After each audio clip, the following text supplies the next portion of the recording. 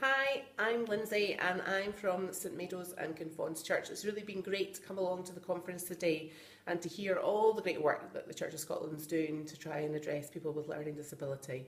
And I guess one of the things I'd really like to say is just encourage you to do so much more, because I think there's so much more need out there, and I want to share a little bit about how we've been addressing that in our church. So we've got a range of different kids and adults in our church that have different needs. And one of the ways we've been thinking about that, because it can be a bit overwhelming when you've got all these individual needs to think about, is about using this model, which is called stages of intervention. I've drawn it out for you. It's always easier to read when you've got a visual.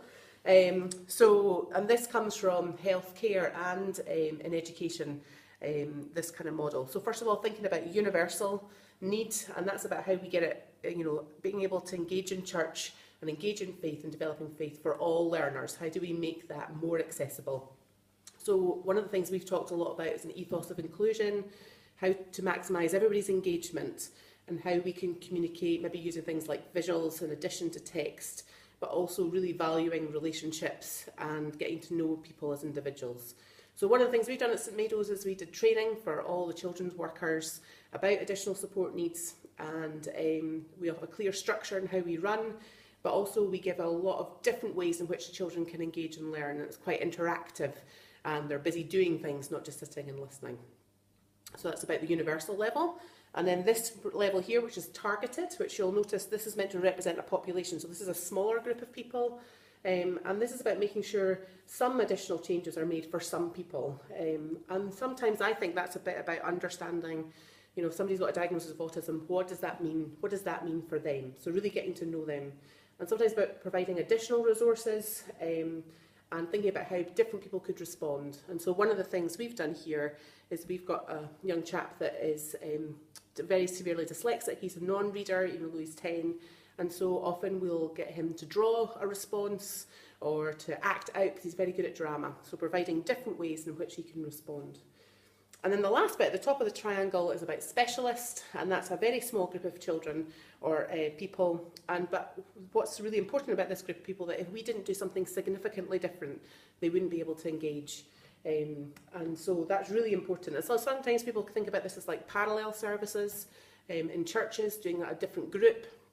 And one of the things we've tried to do is to provide different ways that people can engage at the same time. So we have a young chap with Down syndrome and autism, and he engages in the first part of our service at this universal level. He loves the singing and the music.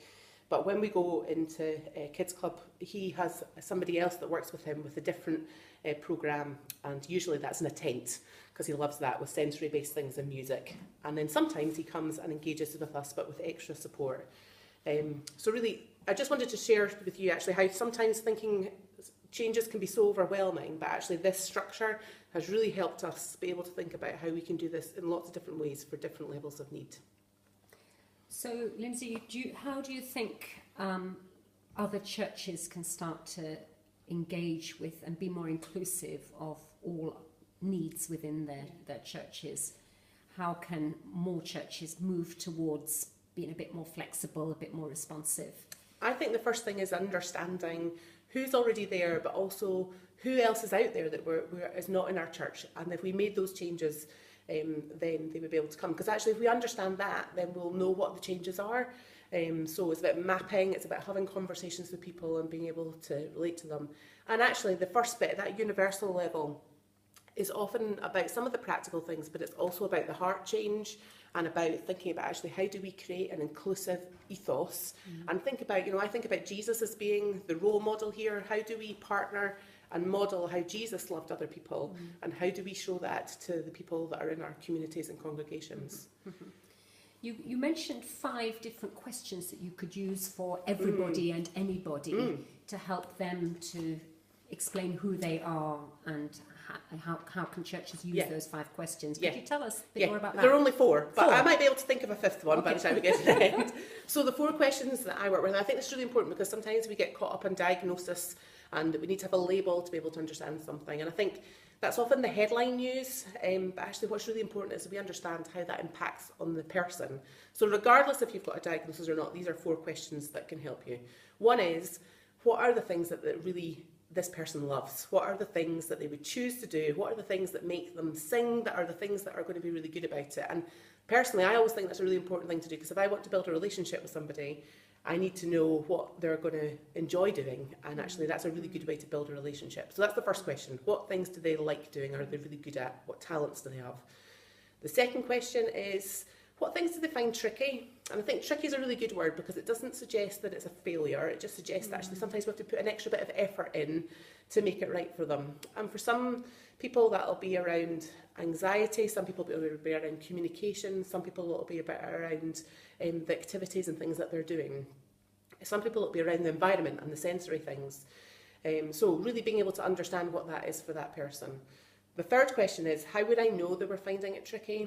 And I guess I work in a charity called Perth Autism Support, and one of the things we often see is that actually people mask their difficulties. So they might not show us that they're not managing, and they might not show us that they don't like the scratchiness of the seat or the noise behind them, but actually there's very subtle signs. So being able to tune into those allows you to be able to respond quickly and be able to pick up on things before they snowball into something that's more difficult to deal with.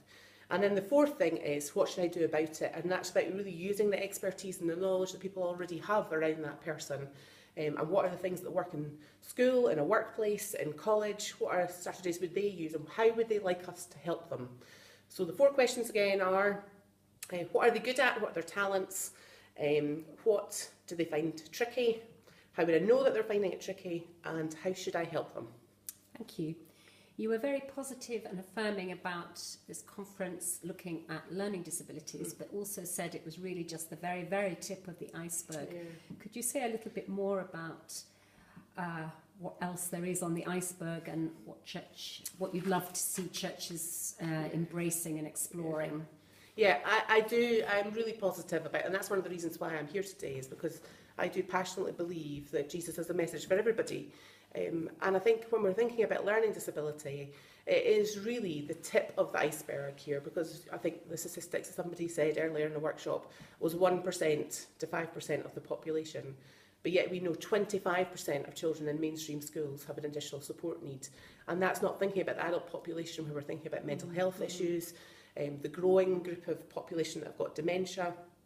And so really what I want to encourage the church, and what my prayer for the church is that we open our eyes even wider, because actually this group of people, as well as having learning disability, may also have all these other additional things, or they may have autism without the learning disability.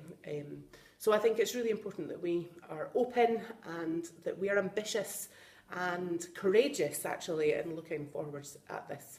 And there's something that every church can do on an individual basis. Absolutely. And sometimes the small changes are the really important ones, and they don't need money.